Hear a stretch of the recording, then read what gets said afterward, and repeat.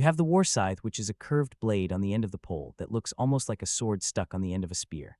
I could also make a halberd from earth, but I've never tried anything like that. Making an axe at the end of a spear wouldn't be necessarily hard for me to make, but I doubt a particular weapon like that would be in high demand right now. I don't know the opposing army's armor or formations, so I'll keep the design simple for now. I form the spearhead into a long point and only have the blade reach 3 at its widest point.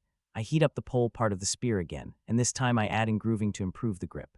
A soldier could easily attach material for the handle if they want to customize the spear, but I want it to be wieldable without much work. I put my new maker's mark on the base of the blade when I finish improving the grip. All that's left is to quench the spear.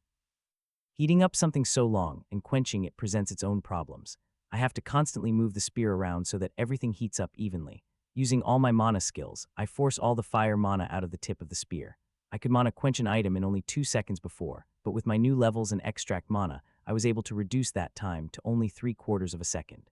The fire mana is ejected from the spear, so quickly a fireball shoots out of the spear tip.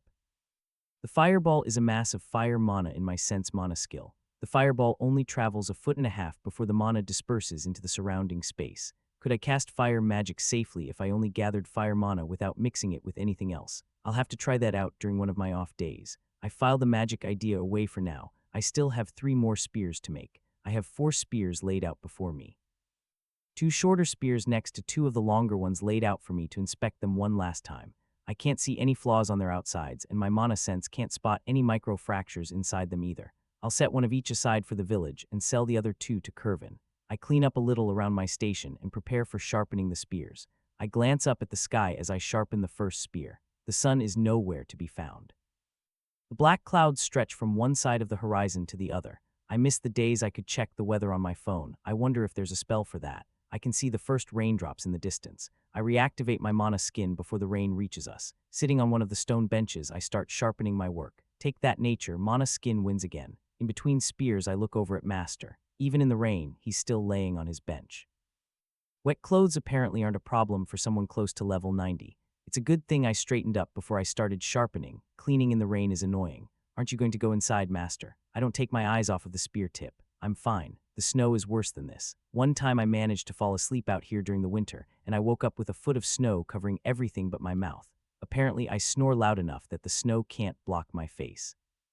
He's laughing while I smile at the absurdity of the notion. Your barrier skill leveled again, I see. I look up after I finish with the first spear. The rain is coming down even harder now. I didn't notice because I was focusing so hard on the spear tip in front of me. The rain is impacting my barrier, but quickly sliding off without leaving any trace. A small amount of water used to make it through my barrier, causing raindrops to condense on my mana skin. It finally reached level 40. I'm not sure how hard it's going to be to level now. I move on to my next spear. Despite my sore limbs, I hurry up my pace. I see you using the skill all the time, you'll get it eventually. Needing to pass a tier 4 test at your age, I'm sure heroes around the world are rolling in their graves as we speak. Master tries to tease me again. Well, I just passed my first tier 4 test a few days ago. Let's hope it doesn't take as long with the second one. What a monster you are. I smile as I continue sharpening the spear. Hey Master, do you know anything about sword skills? You mean gaining the skill? I thought you already have it. I do. I was practicing a lot during my break, but I only managed to get it to level 9. Do you have any tips for me? You're disappointed you didn't get the skill to 100 on your first day. It's not that. Sword skills was my 5th weapon skill. I was able to use knowledge from my various other weapon skills to level it quickly, but I don't know why I couldn't get it to at least 10. What's your point? I put in a lot of effort. I practiced with different footwork I usually use from hammer, axe, and knife skills while trying out different swinging motions from all 3 different types of weapons. Have any hints for me? I wish I could help you, but I can't. My sword skills is only level 6. I stop sharpening the spear in my hands and look up at Master. You're wondering why my skill is so low. When you practice with so many weapons, the skills start to hinder you rather than help you. Your skills subliminally taint each other, and you end up using the same techniques you use with a hammer when they barely relate to you swinging a sword. Practice will help you overcome it, but frankly, it's amazing you managed to reach level 9 in sword skills this quickly. A proper teacher would be helpful, pointing out your mistakes your skills helping you to make. I never thought skills could clash like that. It makes sense to a degree. If you have skill that helps you dodge attacks, you won't be able to level a defensive skill unless you suppress the knowledge you get from your evasion skill. Weapon skills probably do the same thing on a smaller scale. I'm practicing swordsmanship by myself, and the only thing that lets me know if I'm improving is my rising skill level.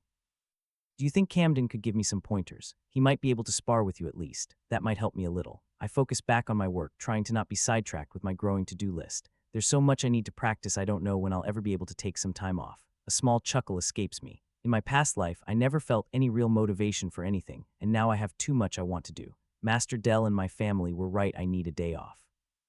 A day where I won't practice my skills or forge something, maybe some passive magic practice. I can keep my mana skin skill up while I relax. That shouldn't count as training, right? I might have a problem. I move my finished spears over to one of our sheds while Master stands in his doorway wringing out his shirt. You coming tomorrow? Master shouts over the pouring rain. Yep, I need to forge more spears. The weather can't stop me with only this much.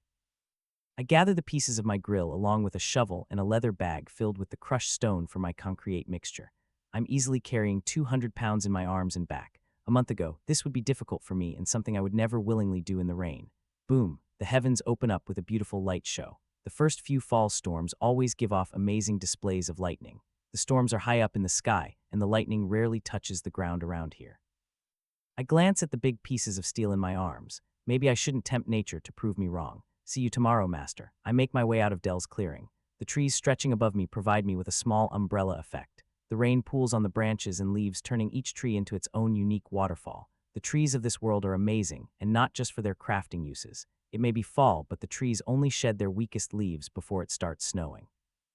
Most of the forest trees are broadleaf in nature, meaning they would lose their leaves if they were back on Earth in a similar situation.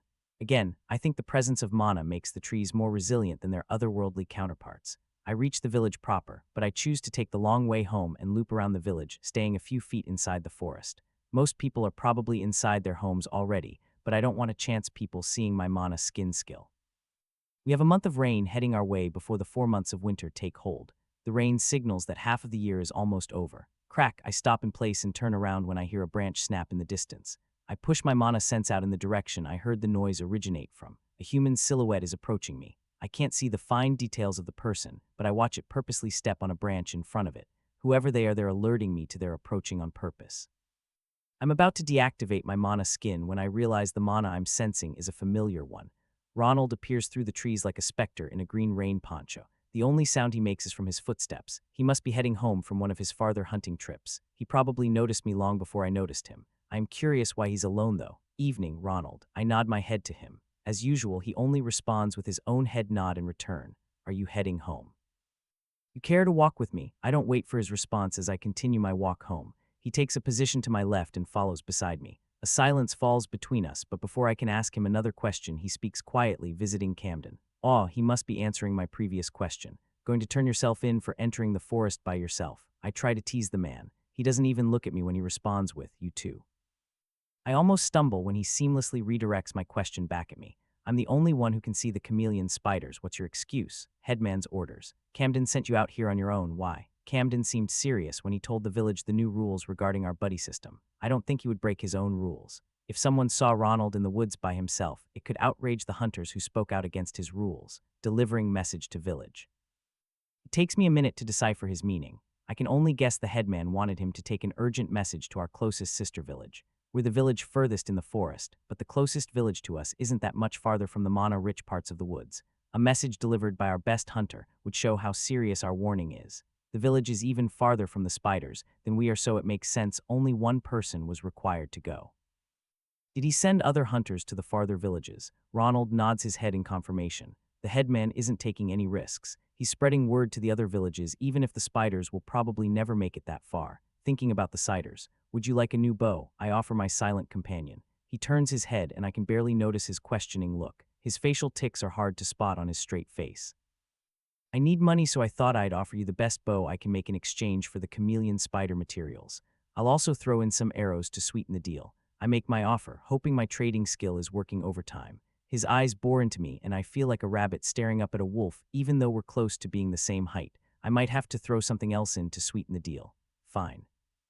He turns around and keeps walking. Was he happy with the deal, or did he just not care enough to haggle? I never realized silence could be used like that during negotiations. I might have to try that out on Curvin when he comes again. I have to push myself a little bit to catch up with Ronald. How strong are you? He sends me another questioning glance. Just an estimation. It looked like your current bow was too easy for you to draw and didn't have enough power behind it.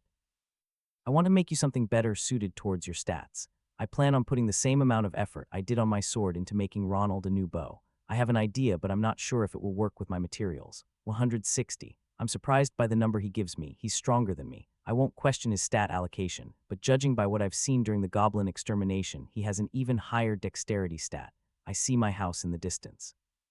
Ronald follows me up to my front door and kindly opens it for me. Chivalry must not be dead yet in this world. I carefully place my grill parts off to the side of our entryway. Father and mother glance at me and look surprised at the pile of steel I brought home. I hear the door start to close behind me. Whirling around, I stop the door with my hand. Ronald, I call out to the back of the man walking through the rain. He turns around and faces me. I'll make the best bow you've ever had. I swear I think I see him smile for a second. He gives me one more of his trademarked head nods and continues to make his way towards Camden's house. I made a promise and I'll make sure I keep it. Aaliyah, shut the door. You're letting the rain in. Mother's voice reminds me of the storm I'm still half standing in. Sorry, Mom. I shut the door and clean myself of the day's filth. Ahid ls wema piss. So much I need to do. I can't wait. I need to breathe. My hands and arms are shaking and I can hardly hold my sword steady anymore. An opening. I step forward with my right leg and position my sword to my left side. I step forward with my left leg and slash horizontally. Damn, he stepped to his right and dodged my strike. Here he comes. I need to raise my sword to guard against the coming strike. A thrust comes straight at my chest, so I swing my sword in an arc and deflect the blow. While my sword is still in motion, I bring it over my head and chop down with everything I have. Again, he steps back out of my range. I struggle to take my stance. My footwork has fallen apart and my breathing is erratic. I don't know how much longer I can hold out for. I'm shown no mercy as another slash comes at my left shoulder. I raise my sword up, waiting for the powerful strike to arrive. I watch in horror as he switches his grip and slashes from my bottom right instead. The world goes still as I'm struck across my chest. Everything hurts. I collapse to my knees, struggling to breathe. I fall forward onto the muddy ground. Is this how it ends, just lying here face down in the mud? Are you okay? Camden's concerned voice only rubs salt in my wounds. I roll over and look up at the headman. I couldn't even scratch you. I turn my head away from him and look at the wooden sword in my hands. At least I didn't drop my sword this time. You're improving at an astonishing rate. I hope he's not sugar-coating it for me. A few claps echo around us and I hear feet shuffling off into the distance.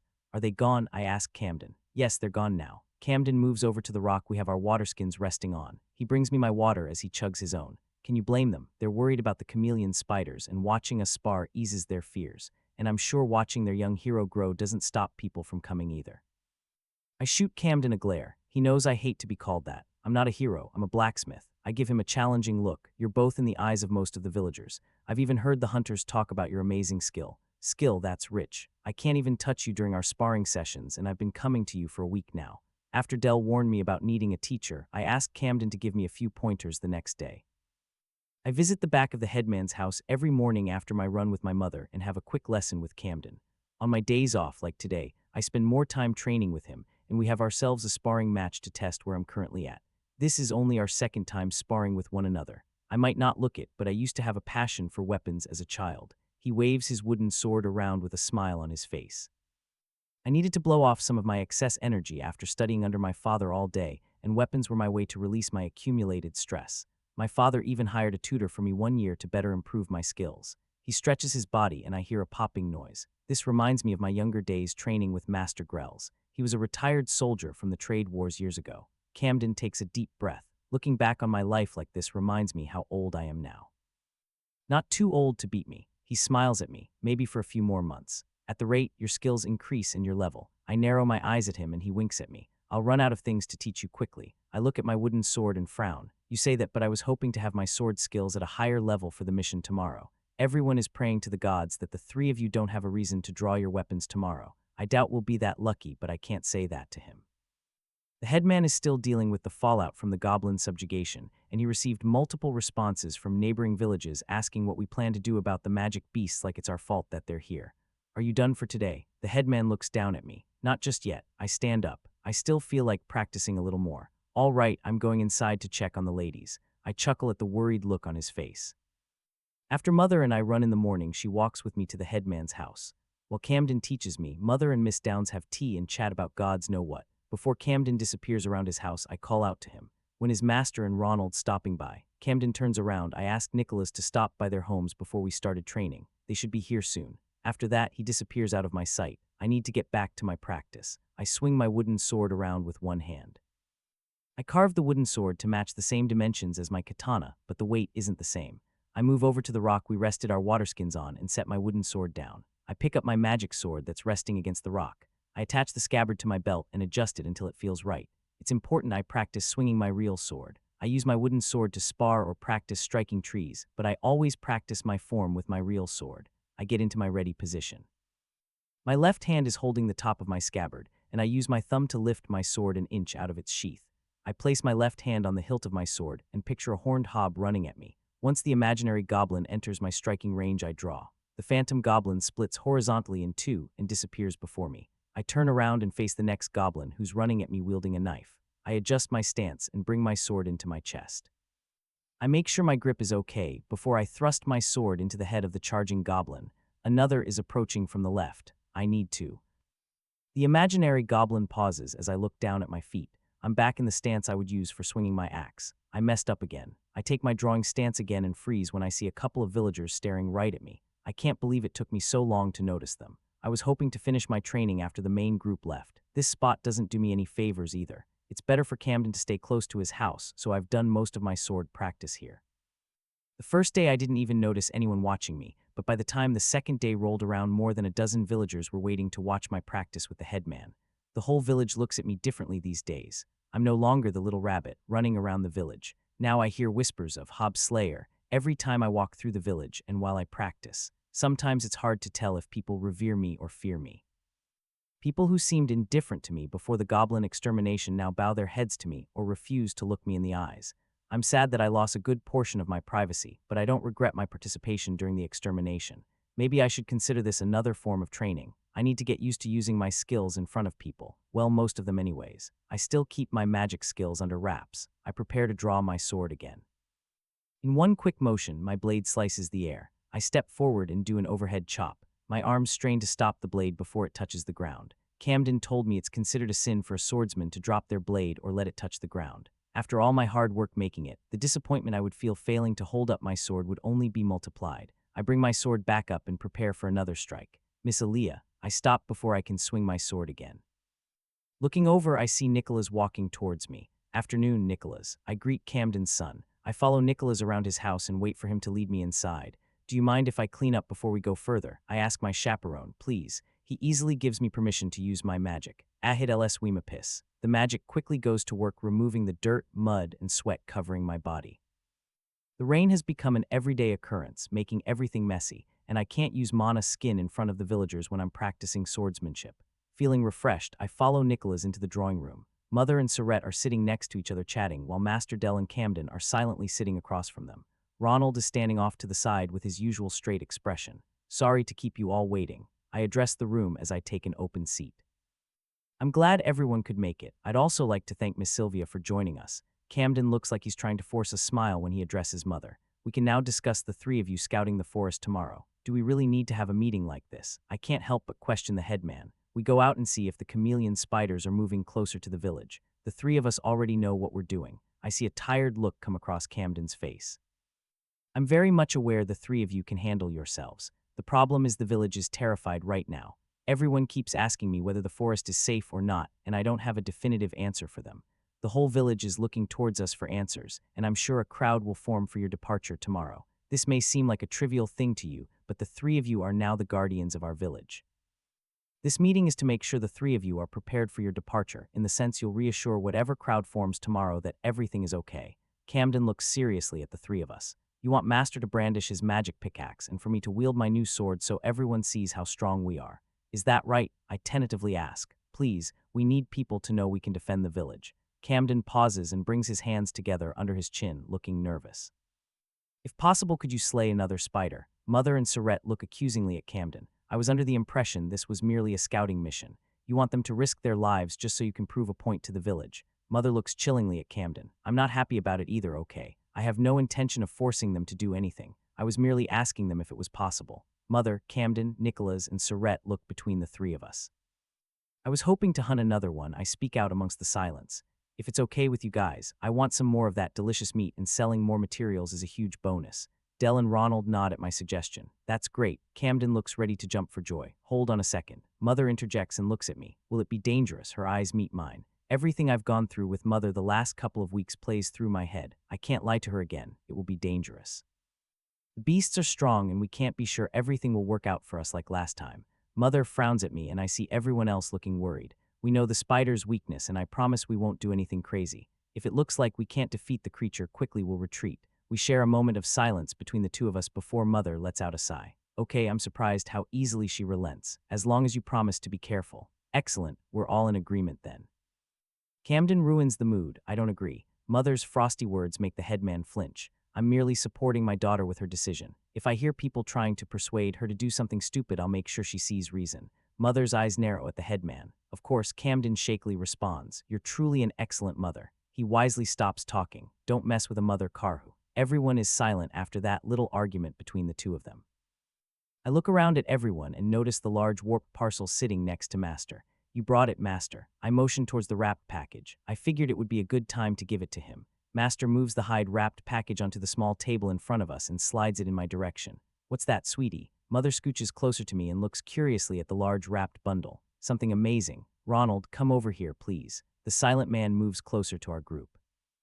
I slowly open the hide covering, trying to make it look more dramatic. Master and I worked on this all week trying to get it to work right. My apprentice likes to challenge both of us. Master interrupts my monologue and everyone smiles at his joke. I know you enjoyed making something different as much as I did. I finish unwrapping a quiver of arrows and the bow I made with Master. Everyone's eyes go wide, including Ronald's, when they see the bow. What is that? Camden exclaims.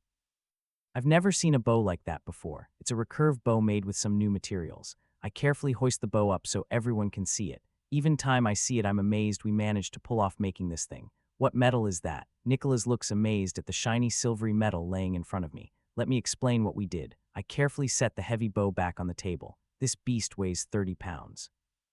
It's 5 feet from tip to tip, and the body is made from steel mixed with the carapace of the chameleon spiders. We tried making it out of our best steel, but it wasn't flexing like we wanted. We were tossing ideas back and forth when I had the idea to try using our new steel mixture.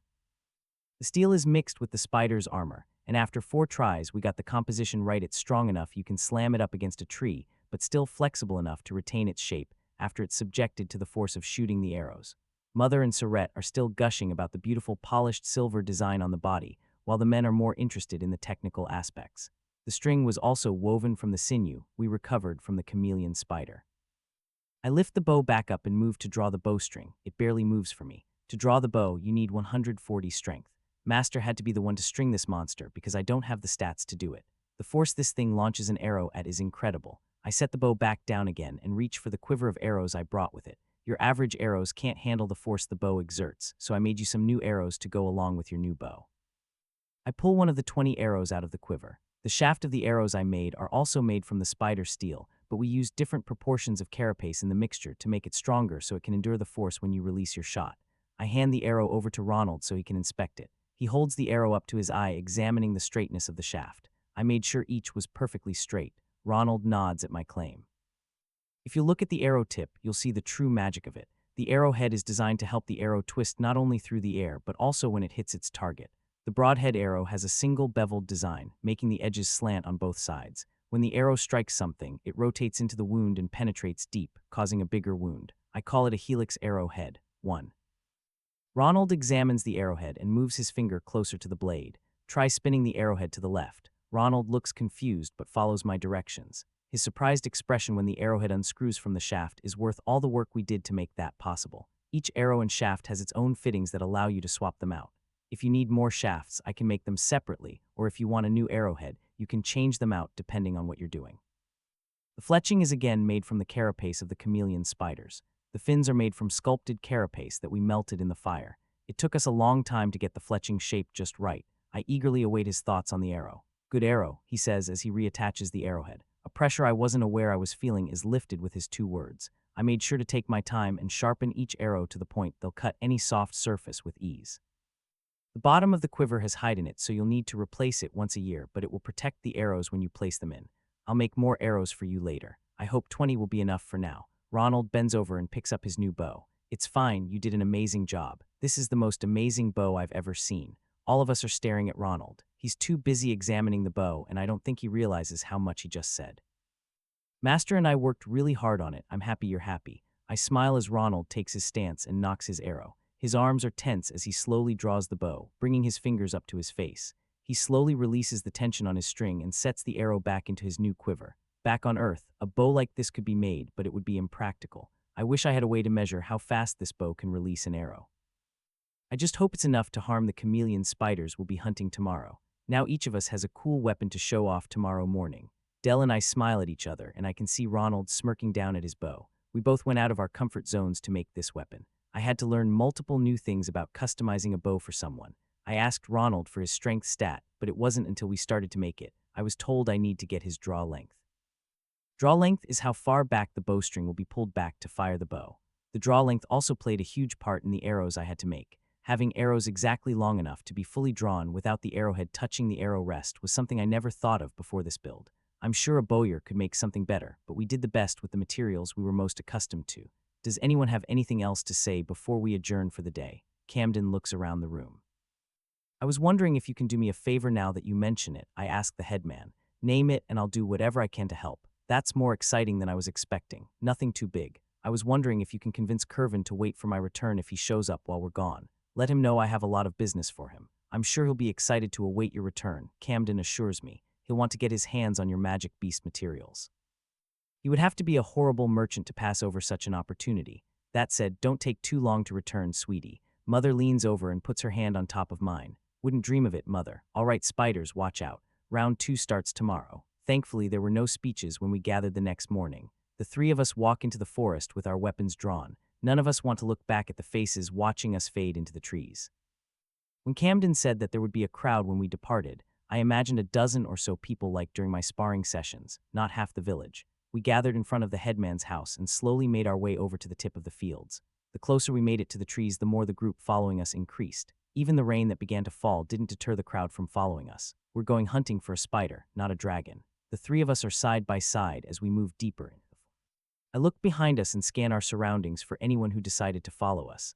I don't see anyone. What about you, Ronald? No, then that means we're clear. Master visibly relaxes and Ronald and I do the same. I hope that doesn't happen every time we do this, I complain. Out of sight from everyone, I sheath my sword. Ronald moves his new bow onto his back and Master Dell follows his example, doing the same with his pickaxe. We don't need to keep our weapons drawn for now. Our goal is to move fast and get closer to the area we last spotted the closest chameleon spider. Which way, Ronald? I look around our surroundings. There, he points to my left. Same formation as last time. I turn and grin to my companions. Sounds good to me, Master says, and I get a nod from Ronald. We take up our old positions. I'm in front scanning the trees with my mana sense, and Ronald is directing me from behind. The three of us let loose and dash through the trees. The three of us move as one at an unprecedented pace. It only takes us 8 hours to reach the edge of the area the hunters usually stick to. We slow our pace and move deeper into the forest. Do you guys think we should stop and make camp soon? I ask over my shoulder. Why would we stop now? You tired already? Master quips behind me. If we're going to be doing this every month, we should make a camp that we can easily access during each trip. We should move a little deeper then, don't you think? Master gives me his 2 cents, copper. Up ahead, good spot. Ronald points into the distance. It takes us 30 minutes to find Ronald's spot. It's a large Karhu burrow that looks abandoned. We'll need to shore up the sides, but it could make for a great place to camp when the weather takes a turn for the worst. The rain has stopped for now, but it's been coming and going all day. The three of us spend the rest of the day sprucing up our hole in the ground. Some large logs from a nearby tree make the perfect frame for our den. Karhu are big enough that we didn't need to excavate any more room. A fire pit is placed a foot outside the cave for cooking, and our stats should keep us warm with the help of a few blankets, as long as we stay out of the wind. It started to rain again, and I'm not looking forward to hunting tomorrow if this downpour continues. We sit down after we finish the construction and pull out our rations for the night. While eating my jerky, I double-check the strategy for tomorrow. Are we sticking to the same plan as last time? I ask Ronald and Dell, are you talking about fighting the chameleon spiders? Master takes a swig from the flask he brought. Of course, I'm talking about the chameleon spider. What else would we discuss? Master shrugs his shoulders. I don't know. We could talk about our watch shifts, our searching strategy for tomorrow, or maybe we can discuss the weather. You can pick a topic. Master gives me a sarcastic look. Funny. I was thinking more about me blasting the spider with earth magic and one of you torching it. I deadpan. Same as last time then. Master smiles at me. If it's not broken, why fix it? I point out to Master. Sounds good to me. What about you, Ronald? Master looks over at our expert hunter. He's also eating jerky but stroking his new bow on his lap. He looks up and then down at his bow again. It doesn't take a genius to realize he wants to try it out. Two of us have new weapons. I say we start off the same. Master and I will each attack the legs, and Ronald will lay down some cover fire with his bow. I'll back up and cast my spell. Then Master can toss the torch we brought and finish it off. Easy peasy. We all agree on the plan. Master Dell and I continue with our small talk the rest of the night until our watch shifts start. It feels almost like we never left the forest after the goblin extermination. Well, this sucks. I'm standing at the mouth of our cave. The sky is dark gray and not a single ray of sunlight makes it through the clouds. There's so much rain I can only guess the gods must be pissing on us right now. Master and Ronald walk up next to me. It's not that bad, Master says. Ronald and I just look at him with our straight faces. Your faces look the same. Master immediately starts laughing, and I can't hold back my own smile. I activate Mana Skin and step into the pouring rain. We zigzag through the trees, making sure we cover as much ground as possible. If we're lucky, we won't find anything all day, and we'll have to move to our next campsite. The farther we make it from the village without spotting a chameleon spider, the better for the village. Your skill isn't fair, Master complains behind me. I turn around and see two soggy men following me. I'm sorry you're jealous about my skill. I humph and face forwards. You're right, I am jealous. Master's sad voice cuts through the rain and into my heart. I'm sorry, Maz. I cut myself off when I turn around and face him. Instead of a depressed Dell, Master is smiling at me. I may be a little jealous, but I have more pride than jealousy for my monstrous disciple. I turn back around before he can see me blush. Master and Ronald see me stop. They both move directly behind me as quietly as possible so we can whisper to each other. Ahead to the left, I point out the camouflaged spider leg to my companions. This isn't good. We're only an hour from our campsite. The spiders are definitely closing in on the village. We slowly move over to the spider without entering its striking range. I point out the legs I can see and follow them up to the main body of the spider. The canopy isn't as thick this far into the forest, and only a quarter of its body is behind some branches and leaves. I deactivate my sense mana skill and realize the main body of the spider is completely invisible amongst its surroundings. Damn, they don't need a dense canopy to hide. At least the horrible weather is helping a little. You can see the rain bouncing off the carapace if you look closely enough. I pull out our torch and light it with my magic before the rain can soak it too much. Leif Gam for Ollie N Nams. We each know what our jobs are. I take up my position after charging Master's pickaxe. I had to use my skills last time to cut through the spider's leg. The only skill I've practiced with my sword is precise strike. I hope it will be enough. I see Master out of the corner of my eye readying his stance. Just like working together, we don't need to communicate to synchronize our swings. We both attack at the same time. I inject mana into my sword and activate precise strike. My blade bursts into flames as it clashes against the spider's camouflaged leg. I feel the resistance when my katana makes contact. My sword makes it 3/4 of the way through the leg before I need to draw my sword back. That's better than the last time I attacked the other spider. The shrill scream of the spider doesn't keep me from striking the leg again. This time I sever the leg completely. I use Flash Step and avoid the remaining part of the limb trying to hit me. With some distance between us, I look at the stump of the leg on the spider. The place I cut the carapace is slowly burning. My magic sword worked. Master jumps back and appears at my side. He managed to sever 3 legs this time. The pissed spider charges us on its remaining 6 legs. The twang of a loud bowstring fills the air and an arrow appears in one of the spider's eyes. I quickly glance at Ronald and see him smiling while he knocks another arrow back. Last time he could barely do anything against the spider's carapace and quick movements. I'm glad the new bow was a success. I switch places with Ronald. He and Dell distract the creature while I start chanting. I summon the power of the earth. I give 400 of my mana to use your great power. I call the element magnesium before me in the form of a powder. I shape the powder into a ball a foot in diameter in the palm of my hand. The ball will be covered in a shell made from wind mana and will be shot in a straight motion at 100 ft per second. Execute in 5 seconds. The mana leaves my body and the spell forms in my palm. I'm ready. I shout to Ronald and Dell. They both jump back as the ball of magnesium dust rockets out of my hand. The spider moves slightly, and the ball strikes the bottom of the spider rather than its face. Your turn, Master. I watch Dell grab the torch I prepared earlier. A small explosion of mud happens when Master launches himself at the spider with incredible force. He makes it under the beast and prepares to torch the fucker. Watch out, I scream as the spider tries crushing Master with its body. Master makes it out from under the beast, but can't dodge one of the spider's legs coming at him. Master tries to block the leg with his pickaxe, but the force of the strike sends him skidding against the wet forest floor. He impacts a tree so hard the bark is pulverized. Worse, he dropped the torch during the skirmish. The torch went out as soon as it fell in the mud. Ronald, piss it off more. I shout at the hunter while I try to run towards Tadell. His bow snaps again, and an arrow pierces into another one of the spider's eyes. The beast turns away from Master and charges us. Ronald takes some distance, and I use double step to slash evade another one of its limbs. Another arrow hits the spider in one of its joints, distracting it long enough for me to reach Master, who looks slow getting to his feet. His armor is dented, and a steady stream of blood is dripping off of his face. "You okay?" I help him to his feet. "I'll be fine. I lost the torch. I'll have to light it with my sword. I need you and Ronald to keep it distracted." "Okay." Master raises his pickaxe and charges the beast again. I need to hurry. The magnesium may be waterproof once it catches fire, but every second it's not lit, the rain washes part of it off. I break into a run and try to get behind the spider. I'm not sure if my sword can stand the magnesium fire, so I can't just throw it at the carapace. I wait for it to lunge at Master before I rush the creature. I make it underneath, but I need to jump to reach the part where my spell hit. I'm about to launch myself up when the carapace starts crashing down towards me. In the corner of my eye, I see the eyes of the spider focusing on me. Oh shit! I raise up my flaming sword in an overhead striking motion. I move towards the head of the creature as I feel the carapace make contact with my sword's tip. I feel the heat form the magnesium igniting above me as I reach the open jaws of the creature. "Sorry, but I don't feel like being eaten today." Flash step. I shout out and swerve around the jaws of the beast. I can't fully clear the body of the spider with my skill, so I push off of the ground with as much strength I can muster after using my skill.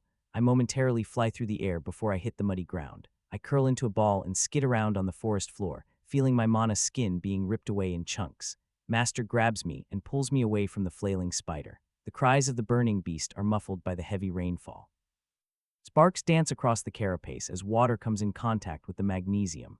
The fire only lasts 37 seconds this time. It took us too long to light the magnesium. The spider isn't dead yet, but it's very close. It takes us 5 minutes to slash away the spider's remaining health before it finally stops moving. That's what we get for planning ahead. I look at the corpse of the magic beast. The exposed flesh of the creature is still steaming, and I'm suddenly hungry. I have a feeling I'll get plenty of spider meat in the coming months. "Damn, they spotted us," I shout. The three of us rush towards the headman's house. We circled the forest surrounding the village so we could drop the materials from the chameleon spider off at Dell's house. We were hoping, without being weighed down by the materials, we could easily make it to Camden's house without being spotted. None of us wanted to interact with the nervous villagers after the tense 4 days we spent in the forest. News travels fast in a small village, and by the time we make it in front of the headman's house, a tenth of the village is crowding around the front door waiting for us, with more coming by the second. Once we get within arm's length of the crowd, we're bombarded with questions. It's hard to listen to any one person in a situation like this, but I can guess they all revolve around the spiders. "Let us pass, please. We need to report to the headman." I try to shout over the mass of people. My voice is quickly drowned out by the crowd. I notice the headman's front door open, and Camden steps out in front of the crowd. Camden immediately frowns when he sees the crowd blocking our path. "Step aside, let them pass." The surroundings hush. I can feel his skill reverberating throughout the crowd. A path made by reluctant villagers, only a few feet wide, opens up towards where Camden is standing. The three of us don't take the opening lightly and rush up to the open door. Camden quickly follows us inside and shuts the door behind us. I can still hear the crowd outside complaining. It sounds like more people are gathering, not dispersing. Right before we're led into the drawing room, the headman's front door is flung open. "Are they back?" Braden stands in the doorway and looks happy to see us. Behind him, I see the still growing crowd staring at us. "If you want to join us, hurry on in and shut the door." Braden looks surprised, but quickly realizes why his father is mad when he sees the crowd staring at him when he goes to close the door. When we finally make it into the drawing room, I notice Surette and Nicola's already waiting for us. It's later in the day, so Mother must have gone home already. "I don't see any materials on your back. Does that mean you couldn't find any of the spiders?" Camden looks between us, hoping for some good news. Master and Ronald both turn away, refusing to meet Camden's gaze, and I can't help but have a sorrowful look myself. Camden's smile quickly drops and I can see him pale a bit. How bad is it? He focuses on me since the men refuse to look at him. I feel bad about having to give him the news. We encountered the first chameleon spider only roughly 9 hours away from the village. We're faster than the average hunter, so you can increase that time to maybe 12 or 14 hours, but either way they're less than a day's journey away from our village. All of Camden's family look shocked at the news. They're that close already. Poor Camden is sweating and shaking in his seat. Are you sure this wasn't a lone spider that happened to get too close? He's fishing for any good news he can get. We had trouble with the first spider we encountered. Master Dell was injured, and after we dismantled the magic beast, we returned to our campsite to rest. The next day, we searched the surrounding woods and found 2 more spiders near to where we fought the previous day. We discussed it on the way back, and we agree the spiders will enter our normal hunting grounds in the next few weeks. Surette gasps and brings her hands to her mouth. "So soon?" Camden looks like I struck him across the face. You were injured, Master Del Raisin. Nicholas looks worriedly at Master. Master coughs into his hand before he raises his head to look at Nicholas. We had some trouble dealing with the magic beast in the rain. I was careless and got knocked on my ass. I'm fine now. Nicholas looks relieved, but I know better. Master's darker skin tone hides his injuries, but I can see the slight discoloration across his face. His head may not be bleeding anymore, but I'm sure he still has bruises all over his body after a hit like that. I don't know what to do. I hear Camden mumble under his breath. No one is coming. How do I handle this? That was loud enough for his family to hear. Surette gets up and moves next to her husband. She wraps her arms around him and mumbles something in his ear. It's hard to see a man crumble in front of you. He's older than my father, but I would have to be blind if I didn't notice the similarities between the two. A part of me knew how bad the situation was on our way back. Seeing Camden's reaction, I can only imagine how the rest of the village is going to handle this news. In a few weeks, magic beasts will be hidden in the forest relatively close to our village. What happens when the hunters need to find food during winter or father needs to gather more firewood? What happens if they start hiding right outside our houses? Come with me, dear. Surette compels Camden to his feet. She starts leading him out of the room until she stops at the door. Nicholas, inform the crowd outside that your father will address them tomorrow morning. Yes, mother. He responds, looking a little nervous about addressing the masses. And Aaliyah, dear, Kervin arrived today. He already agreed to wait for you so you can take your time and rest if you need to. With that, she walks her husband out of the room. Poor guy, ever since the goblin extermination, everything's gotten worse for him. Our once quiet village is in turmoil, and the local lord is preoccupied with a war on his doorstep. I'll escort you out now. Nicholas tries to sound professional, but it's a cheap facade hiding his nervousness. Braddon rises and walks next to his brother. He slowly puts his hand on his shoulder. I'll go with you. The two brothers escort us back to the front door. When they open the door, I see over half the village waiting outside. My parents are off to the side, and I see Kervin and one of his bodyguards amongst the crowd close to them. I'm about to try pushing through the crowd, but the people practically erupt when they see the five of us standing together. Please, quiet. Nicholas tries to quell the mass of shouting villagers. We'll never make it out of here like this. My frown mirrors the ones growing on my parents' faces. I'll give you an opening, I warn Nicholas. I walk in front of our small group and look over the crowd. I still can't make out a single thing they're saying. I widen my stance and take a deep breath. Excuse me. Everyone stops talking after I use intimidating shout. It may not be the same as the headman's skill, but I think it did the trick. A few villagers are shaking and others can't look at me. I'm tired and wish to be with my family. Step aside, please. A much bigger pathway opens up than when we first came to the headman's house. I start walking down the cleared path that leads to my parents. The only two people who don't directly move out of my way are Kervin and his bodyguard. I'll see you tomorrow, I mumble as I pass him. Kervin has an awkward smile and his guard flinches when I look at him. What's with that reaction? I forget about their responses when I see mother and father ahead of me. Their smiles help calm my mind, and I can finally relax when they both give me a hug. Nicholas doesn't miss the chance I gave him. As you can see, the scouting party returned safely, and I'm sure the three of them would like some time to settle down without being bothered. My mother and father are currently going over everything the scouts reported, and will have a response for you in the morning. More than a few dissatisfied murmurs can be heard after his response. The village would riot if they knew how the headman was responding to the situation right now. I look over my parents' shoulder and notice Ronald and Dell walking to their homes, avoiding the surrounding villagers. Can we go home, please? I whisper to my parents. They release me and move to either side of me, trying to guard me against the surrounding gazes. I try to avoid the remaining looks from everyone around us as we leave. Are you hungry, sweetie? We can have an early dinner if you are. Mother asks from my right. That sounds nice. A good meal together sounds amazing, and I have more meat waiting in Dell's shack. We brought back more magic beast meat. Let me grab it from Master's house and I'll be right back. All right, and while you're there, invite Dell over. He looked tired, and I'm sure our cooking will be better than anything he was going to make for himself. Mother looks ahead, and I can see Master walking in the distance, almost at the forest line. He's keeping it hidden well, but he has a slight limp. Sure thing, Mom. Meet you back home.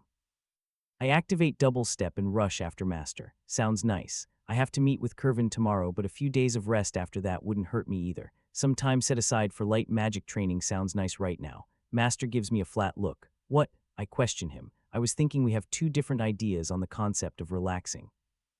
I don't know what to say to that. I hang my head in contemplation. I joked about it before, but maybe I do need to take a day off without any training. Speaking about rest days, why are you here? You left with your family earlier. You should be spending the rest of the day with them. I plan on it. I'm grabbing some of the magic beast meat from your house and heading back. Why don't you join us? Should I get Anastasia? I asked nervously. I told you I'm fine.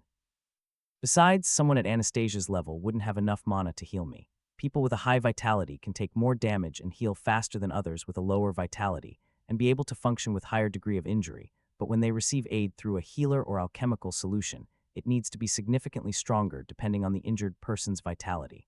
It would be wasteful for her to use her mana when I'll heal naturally in a few days. You can rest while having dinner with us.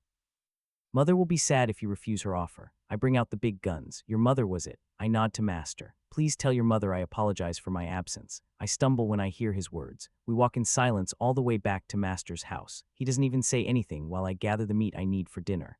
Master positions himself on his bed and pulls the covers over his head. I use one of his clean pots to store the meat. Making my way over to his door, I turn around and glance at the lump that is Master. I hope you feel better, Master. A light snoring sound echoes out from under his blanket. Master only snores when he actually falls asleep. I make my way back home, praying Master recovers without issue. I'm going to check on Master. I'll meet you in front of the headman's house. I tell my parents as I slip on my shoes. We'll see you there. Dad shifts his axe onto his back. You're not working today, are you, sweetie? Mother questions. No, after the village meeting, I need to meet with Curvin, but after that, I'm free the next couple of days. I give a reassuring smile to Mother. Give this to Dell, will you? Mother hands me the pot I brought the meat home in last night. I look down at a full pot of spider stew, yummy. I'm sure he'll like it. With that, I'm out the door. The sun is peeking over the horizon and the whole village is stirring to life. I don't want people to see me yet, so I use double step and run as quickly as I can without spilling Mother's stew.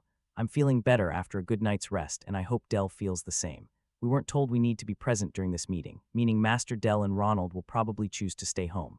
I debated whether I feel like attending, but decided one of us needs to attend. I knock on Master's front door, juggling the stew in one hand. You decent, I shout through the door. Yeah, why are you here so early? I open the door and see two eyes peeking out from a bundle of blankets. I came to check up on you and bring you a present. I place the stew on a table off to the side. Mother said she forgives you and wanted me to give you your portion of dinner from last night. I motion to the cold stew. Is it poisoned? Master questions, still hidden under his covers. I'll pass, are you going? We did our part. Camden isn't going to roll over that easy. Master sounds sure of himself. All right, I'll take your word for it. Enjoy the stew. Yeah, I hear him say. I leave Master to his rest. I softly close the door behind me and look around the workshop clearing. I see the empty cart sitting off to the side. I originally planned to have that cart filled with weapons for Curvin. Oh well, I say to myself. I glance at the shed containing the spears I made. Would bringing weapons to the meeting be a good or bad thing? Everyone is carrying something to defend themselves with these days, so bringing some weapons meant for the village might help. I move over to grab my work. Inside the shed are 2 bundles of spears. I wrap the spears into 2 groups of 4, with each bundle having 2 of each type of spear. I'll sell one bundle to Curvin and give the other to Camden. I should quickly prep the cart before I leave for the village. I grab one of the bundles and move it into the cart. Then I start filling the cart with the chameleon spider materials I'll be selling to Curvin. I knew he would be coming soon, and I had the foresight to Master about everything we decided to sell before we left on our scouting trip. Once everything is loaded, I grab the remaining bundle of spears and leave the cart behind. I'll pick it up before I meet with Curvin. With everything organized, I head back to the village. I can't see my family, but I do make eye contact with Camden. He lets out a deep breath and scans the crowd. Nodding to himself, he raises his hands and the crowd silences itself. Camden once again looks in my direction, and I can tell he wants to ask me to join him. I hesitate for a moment before nodding to him. He smiles and waves me over. The closest villagers notice me, and slowly a path to the front is formed. I ignore everyone's gazes as I take my place next to Camden. I can tell everyone is wondering where Dell and Ronald are. Ronald and Del Raisin are tired from their scouting and couldn't join us today. The crowd whispers to each other. The scouting party managed to slay another magic beast. A few people look excited, but others realize a but is coming. The 3 of them can kill the beasts one at a time. Sadly, it's where they found this one that's the problem. The crowd immediately turns restless. The closest chameleon spider to our village was only 14 hours away. The regular villagers don't understand the significance of his words, but the hunters in the crowd sure do. It appears they are moving closer to our village and will soon start to appear in our hunting grounds. Camden keeps a straight face while everyone erupts in panic. He chooses not to use any skills, but waits for people to quiet naturally. Once the crowd quiets enough, Camden continues. I know you're scared, I am too. We face a threat we can't see, and only a few of us can fight. We need to move with caution from here on out. Once winter passes, we can get the Lord's help to drive off the creatures. Until then, no one but the essential people will enter the forest. More than one person looks angry at the restrictions. How are we supposed to hunt for meat? One of the hunters shouts out. Camden looks at the man. Only one group of hunters will be allowed outside the village at a time, and they must be accompanied by Ronald. There's no way we can get enough meat for everyone before winter like that. Another hunter shouts. I'm aware. Camden's shout silences the growing cries of alarm. My wife has told me we have enough in the village coffers to buy dried meat from Mr. Curvin. Curvin, for his part, was apparently not aware of that fact and pales when the crowd surrounding him stares at him. I see his bodyguard ready his hand on his sword. The village will purchase the meat and distribute it if we can't make it through the winter. There is one more thing we must do. Camden sweeps the crowd with a serious look. Every tree within 10 feet of the village will need to be cut down or notched at its base. People start whispering to one another. The people who went with us on the goblin extermination in the crowd must realize we're using the same strategy as the goblins. If the magic beasts get close to our village, we will be able to spot them based on the lack of the cut marks on their legs, Camden explains. And what if they charge into our village? One of the villagers shouts. Camden's face says he wasn't prepared for that question. The crowd starts to move restlessly when Camden doesn't respond, so I step forward. I thought I might need to use my intimidating shout again, but the crowd silences as soon as I take center stage. Then we defend ourselves. My words shock most of the people. The goblins managed to survive against them. Are we weaker than the goblins? I challenge the crowd and swing the bundle of spears into my arms. While people murmur between one another, I unbundle the spears and hand them to Camden's family. The goblins manage to defend themselves with sticks and bones. We have much better than that. Every other weapon I make will be donated to the village. My oath startles Camden and the villagers. We will be prepared if these oversized bugs decide to step near our village. Master Dell, Ronald, and I might not be able to kill them rapidly, but we can still hunt them as they get closer to our village. The hunters need to be careful now, but the beasts shouldn't reach our village for at least another month. They may be able to hide now, but when the snow falls, their bodies will stand out more in the falling snow. I feel a rush of adrenaline as I address the crowd. We will not fall like mindless beasts. I unsheath my sword and point it up in the air. When we work together, we are unstoppable. The crowd starts shouting in confirmation. I'm about to inject mana into my sword but stop myself at the last second. Almost got carried away myself. If we stay safe and listen to Headman Downs, we'll overcome these beasts. I use intimidating shout again, but it feels different this time. My shout lights a fire in everyone's eyes. I sheath my sword and step back next to Camden. He looks at me with his mouth slightly ajar. I'm trying to breathe and calm my own heart that's pounding in my chest. I give him a nudge forward to continue. He takes position in front of the cheering crowd. I'll meet with most of you over the next couple of days. We'll make a schedule for people to help mark the surrounding trees. Together, we will beat the beast back into the woods. The crowd doesn't shout as much as when I was speaking, but Camden's words do their job. Many people approach Camden and myself while the rest start to disperse. I turn to Camden. I need to talk to Curvin. The rest is up to you, fearless leader. Wait, Camden reaches out to stop me from running away, but I activate Flash Step. I appear a few feet away in the crowd and make my way over to Curvin. No one is approaching his serious-looking guard that's trying to escort him back to his cart. I move beside them but take a step back when his guard slightly draws his sword. I'll meet you at your cart, I shout at the merchant. I use double step to outrun the crowd and make my way home. I need to pick up my money. I practically throw my shoes off and don't even bother putting my house slippers on. I rush into my room and push a floorboard up and out of the way that was hidden under my bed. In my hidden compartment, carved into the stone foundation, is my savings. I grab the bag of coins and move back to our entryway. I slip back on my shoes and rush out the door. I fly through the woods back to Dell's clearing. I get behind the cart and push it towards the forest path. It may not be full of steel goods like last time, but my increased stats make this load easier to move than last time. I make sure to scan the trees with each step I take. I make my way carefully towards the front of the village and Curvin's cart with my goods in front of me. When I reach his campsite, I see a few people trying to negotiate prices with him. Most people do their trading the first day he's here, so I can only imagine they're trying to barter for supplies they think they'll need now that our village is going into lockdown. I scan back and forth the trees around Curvin's campsite. I'll be staying an extra day this time. If you can come back tomorrow, it would be most appreciated. I have a meeting with Miss Aaliyah here. With the mention of my name, the people trying to surround Curvin back off and notice me. Most take off, but one stops next to me and bows his head. I think he was from the goblin extermination. Aaliyah, good to see you again. Curvin opens his arms like he wants a hug. His two bodyguards are flanking him and lightly hold him back. For some reason, the two of them won't take their eyes off of me. I'm happy to see you again too, Curvin. I'm sorry, but I don't have the weapons I promised. I park my cart next to his. That's okay, I understand. Come sit down. I follow him and his guards over to their campsite and sit across from him on a log. Really, I give him a look that says I don't believe him. He holds his hands up in defense. I may be a little disappointed, but I'm not heartless. I heard about what happened after I left last time. Goblins, magic beasts, and it sounds like you distributed your stats. I can't imagine the month you've had. He gives me his usual merchant smile. I take it my family warned you I have business for you.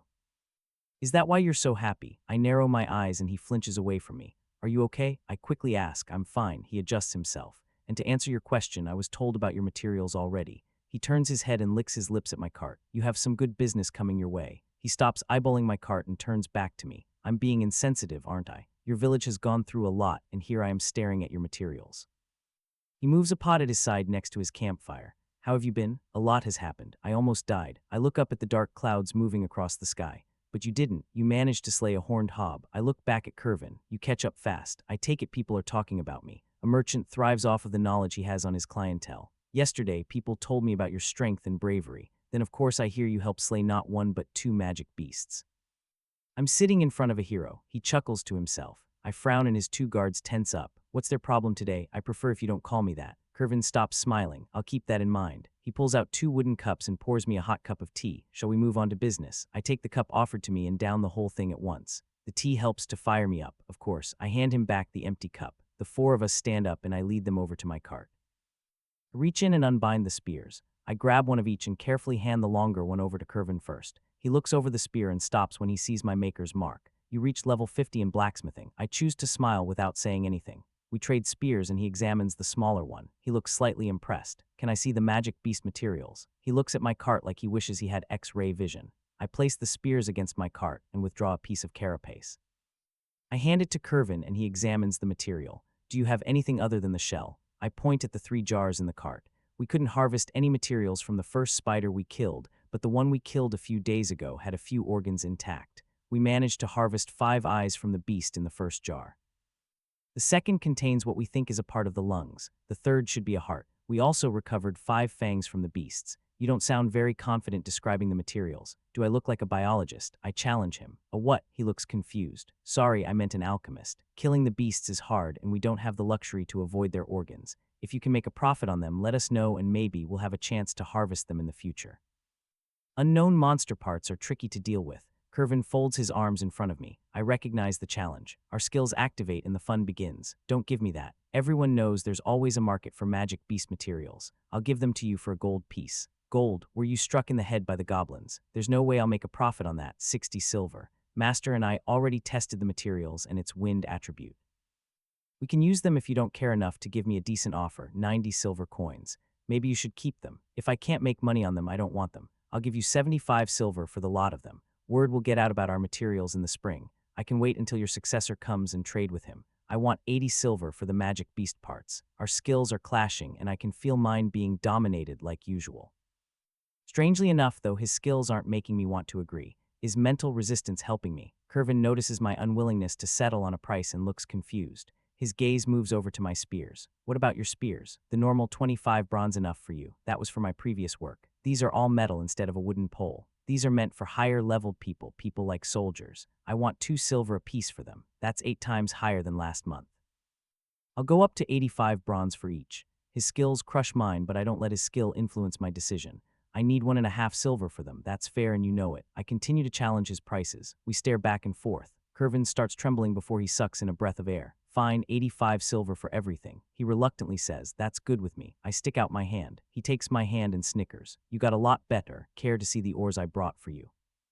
He obviously wants to get some of his coins back. I manage to get a hold of some. Chasing copper. The stuff is purple, you have to see it.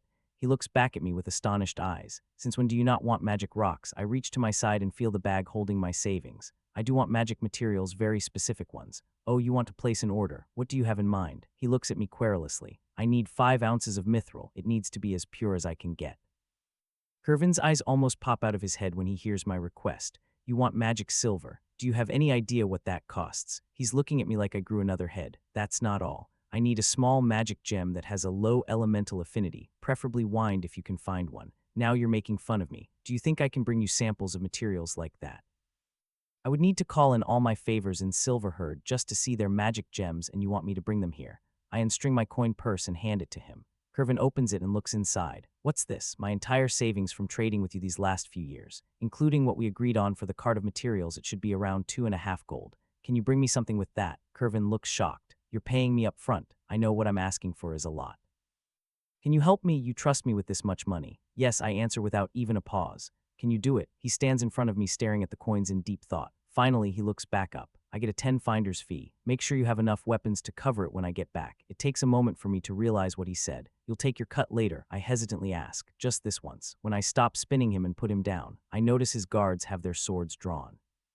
What's your guys' deal today? I shout at them and take a step forward. Whoa, it's okay. They're just jumpy after hearing about the magic beasts. He moves in front of me and uses his hands to make a lowing gesture to his men. Once their swords are sheathed again, he turns back to me. Sorry about that. I'll find the best specimens I can get my hands on and bring them with me next month. It means a lot to me, Curvin. I move over to my cart and fish out a small jar. Try eating this.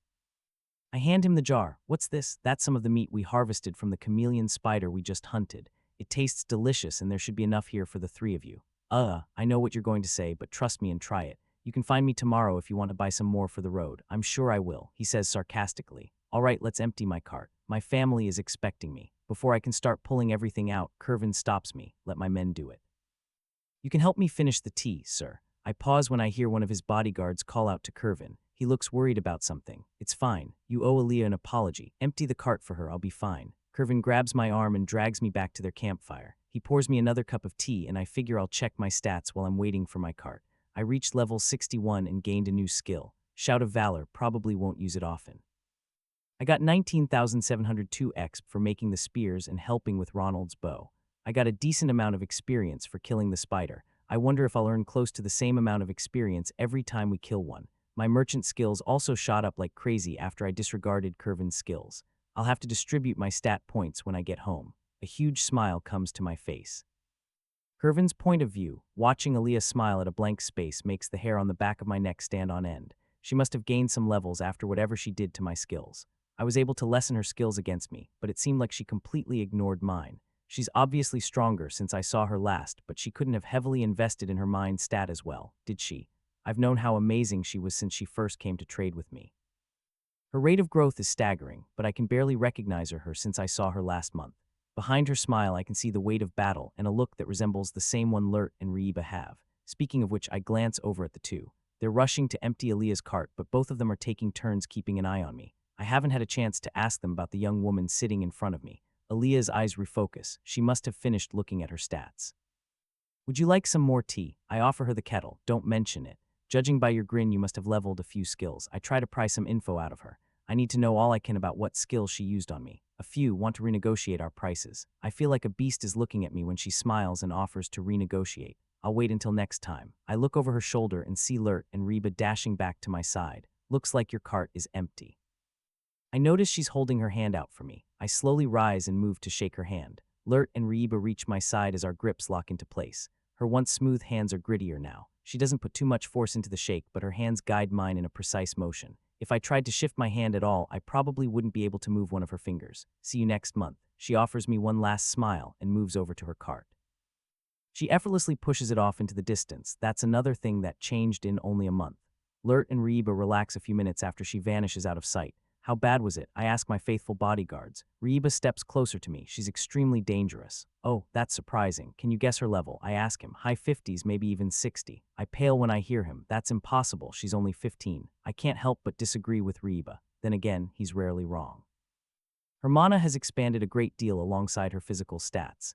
I assume she practiced some form of magic, being an apprentice to a stone kin, but Reba sounds shaken. It was amazing I found a freelance mercenary that had a slight talent for sensing magic. Are you sure? I double-check. She's not guarding her mana pool. Anyone who knows the technique can feel the magic radiating out of her body. It didn't matter last time we saw her, but her presence has changed. It's sharper.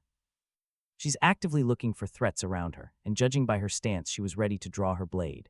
She was focusing on the tree line, but she was making us nervous. Does that mean you believe she killed the horned hob in single combat? Yes, both of them look at me seriously. Then that means I found the brightest gem around. The two of them don't look like they comprehend what I said. That girl will become someone great in the near future. All high-leveled people need a reliable merchant under them.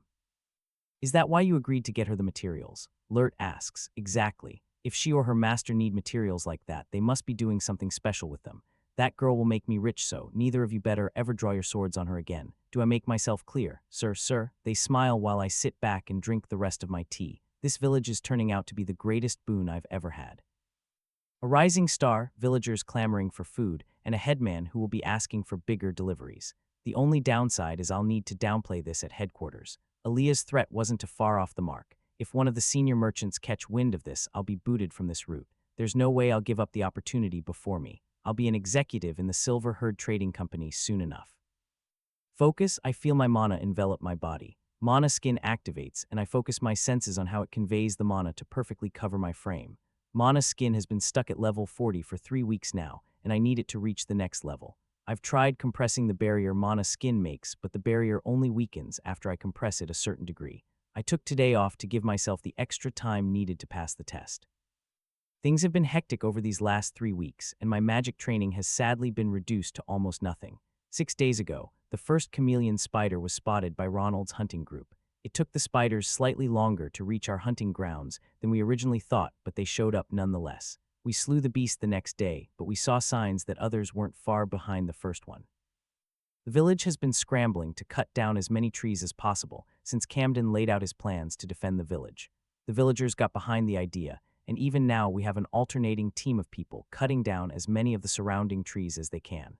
The village has cleared nearly 30 feet of the forest surrounding our village, and even the rain turning into slush hasn't stopped people from working like they're possessed. Any of the trees that can be safely burned have been processed to help reduce how much wood Father needs to gather in the forest.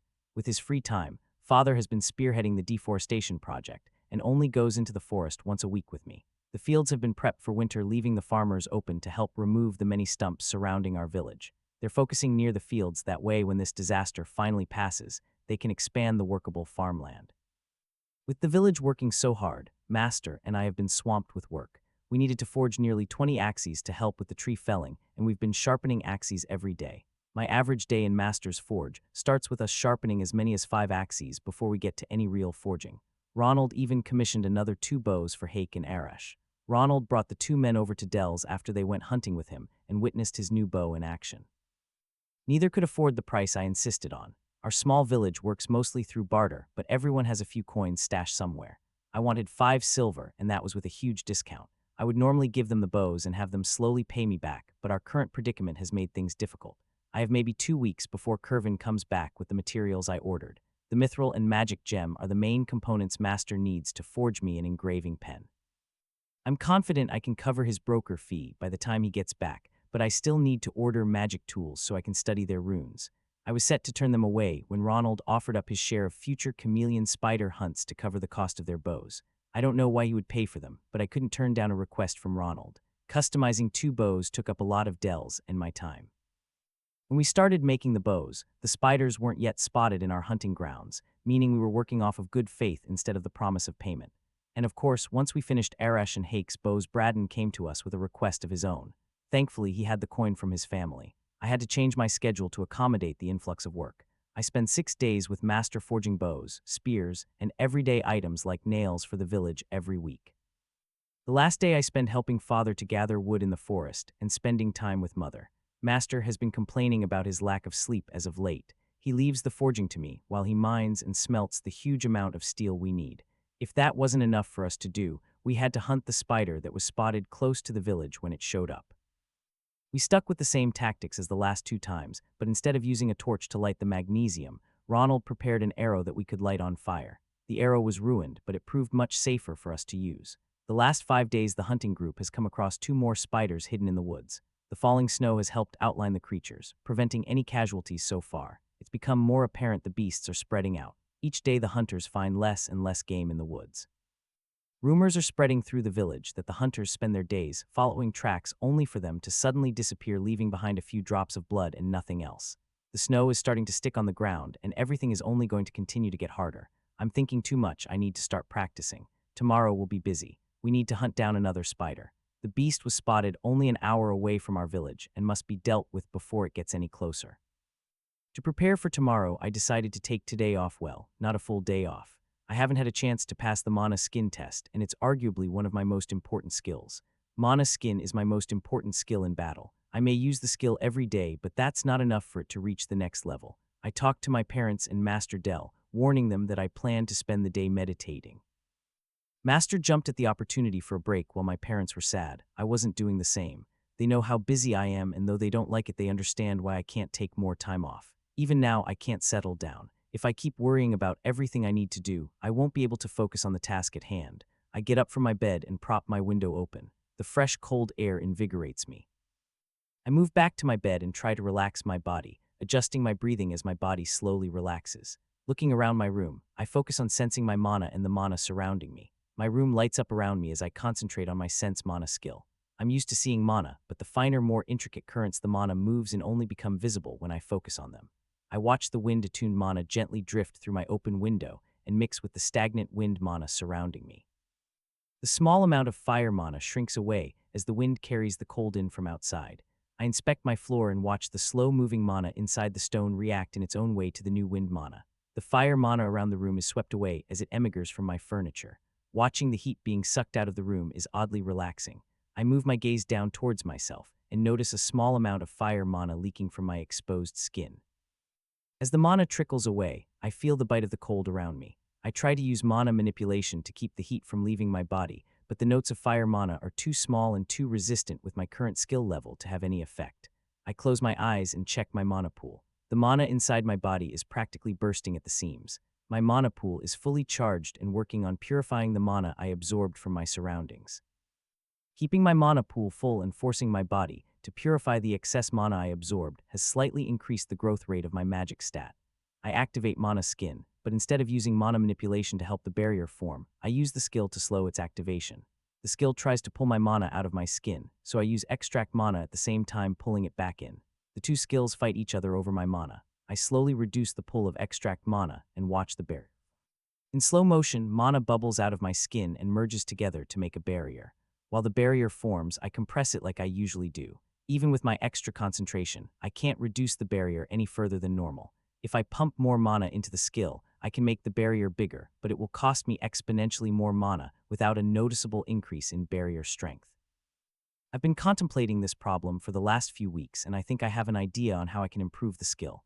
One barrier is good, but two is always better than one. Instead of wasting my mana trying to make the barrier bigger, I decided why not layer them. My first mana skin barrier is ready. Now I need to make another one. My skill is already activated, so I can't just use it again. Can I manually form another barrier on top of the old one? This time I don't hold myself back with Extract Mana and instead use mana manipulation alongside Expel Mana to try to form another barrier. As soon as the mana is released from my body, it collides with my existing barrier.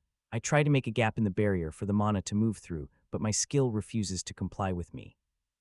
I know how to adjust the thickness of the barrier around different parts of my body, but intentionally removing the barrier over any part of my body seems to clash with the skill. My mana just gets absorbed by my barrier, and mana manipulation loses its finer control over it.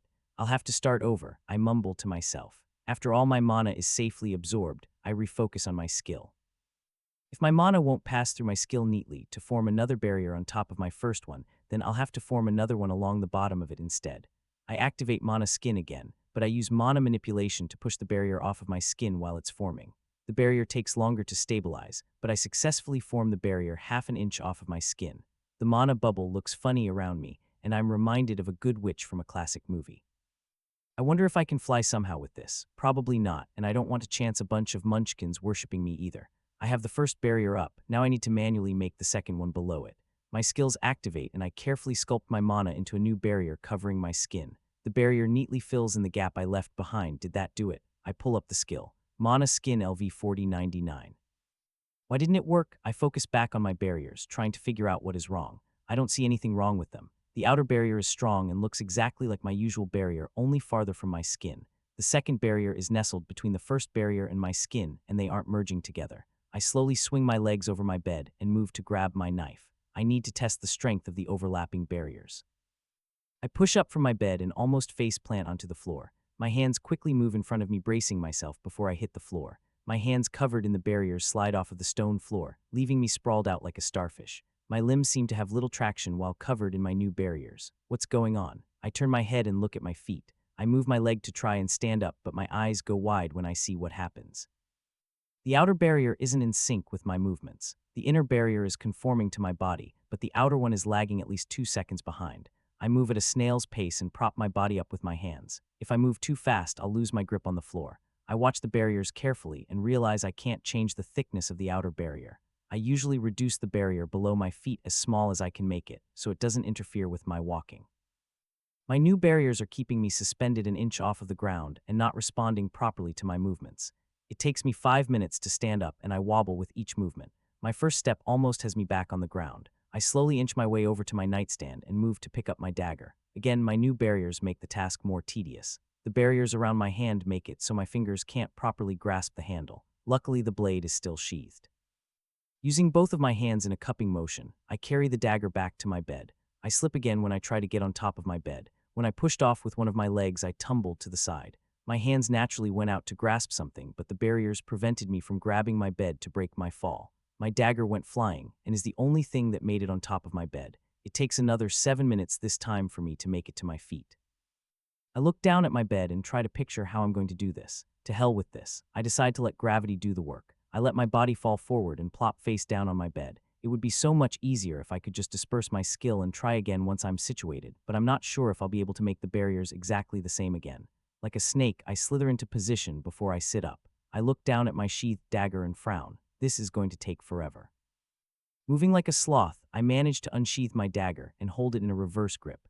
I move the blade over to my arm and slowly push down against the outer barrier. My barrier has always worked best against blunt damage, not cutting edges. I move the knife back and forth, slowly cutting into the mana. I put just enough pressure on the knife to breach the skill without accidentally stabbing myself. I watch the knife saw through my first barrier and reach the second. I freeze my hand when the knife makes it through the outer barrier. I watch as mana escapes the punctured outer shell like a tire with a hole in it. I retract my knife and seal the gap before I lose any more mana. The inner barrier wasn't a barrier at all, it was insulation. Focusing back on my arm, I watch how the inner mana helps seal the barrier and slowly fills back up, replacing the mana I lost when my skill was breached. No wonder the outer barrier isn't conforming to my body. The mana in between my skin and the barrier is acting as a buffer. My body is putting pressure on the mana, which isn't moving the force to the barrier. I never made 2 barriers in the first place. I got close, but that's why the skill didn't level up. I sheath my knife and move it off to the side. Thinking back, when I earned my mana skin skill, the barrier formed almost on its own when I gained the skill. It started off being permeable like the inner part is now. The inner barrier needs to be stronger. I start pumping more of my mana into the softer area and compress it before adding more. I have 300 mana compressed in the inner barrier compared to the 75 I have in the outer one. Using mana manipulation, I slowly change the structure of the clump of mana to resemble the outer barrier. Once the barrier's structures match and rest up against one another, I feel it click. The sensation of a skill advancing reverberates throughout my body. Just like with inject mana, when a higher tired skill passes a test, you immediately feel the difference. I use extract mana and absorb the barriers covering my body. I shiver when I feel the cold air brush up against my skin. I jump off of my bed to close my window and almost trip. I overcompensated as if I was still surrounded by my skill. I chuckle to myself, thinking back on how I was flopping everywhere. I'll need to practice moving with my leveled skill. I close the window and move to the center of my room. I activate mana skin and watch it form a barrier around my body. I'm worried nothing changed, but once the mana covers my body in a 1-inch shell, the barrier splits and forms 2 separate halves. I check my mana and see that mana skin now uses 200 mana to activate. The stronger barrier lifts me off of the ground an inch. I flail my arms, finding a new sense of balance. I move my limbs and see the barrier mimicking my movements. A huge smile crosses my face. It works. I move over and sit on the edge of my bed. I pull up my status page that I've neglected over the last few weeks.